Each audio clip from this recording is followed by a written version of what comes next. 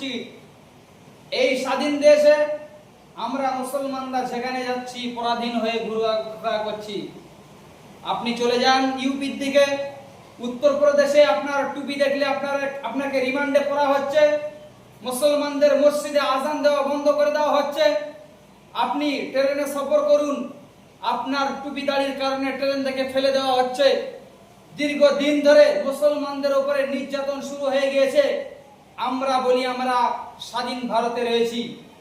বন্ধুগণ, এ কথা ভুলে গেলে হবে না, আমরা সেই হোসাইন আহমদ মাদানী রহমতুল্লাহ আলাইহির উত্তরসূরি, যে হোসাইন আহমদ মাদানী রহমতুল্লাহ আলাইহিকে ইংরেজরা যখন তাকে মাল্টার জেলে বন্দী করে রেখে দিয়েছিল। আমরা সকলে জানি পৃথিবীর মধ্যে সবথেকে দুইটি জেল বিখ্যাত, একটা কালাপানির জেল, একটা মাল্টার জেল। তো সেই হোসাইন আহমদ মাদানী রহমতুল্লাহ আলাইহিকে যখন মাল্টার জেলে বন্দী করে রেখে দেওয়া হয়েছিল, হোসাইন আহমদ মাদানী সেই মাল্টার জেল থেকে আমাদের জন্য লড়াই করে গিয়েছেন, যেহেতু এই দেশটা স্বাধীন করে আমাদের হাতে তুলে দেয়। আজ বন্ধুগণ, আমাদের আকাবিরে দেওবন্দ চলে গিয়েছেন, কিন্তু তার উত্তরসূরিরা আজ পর্যন্ত আমরা দুনিয়াতে জীবিত আছি, এটা ভুলে গেলে হবে না। আমরা কাসিম নানতুবি রহমতুল্লাহ আলাইহির রুহানি আওলাদ।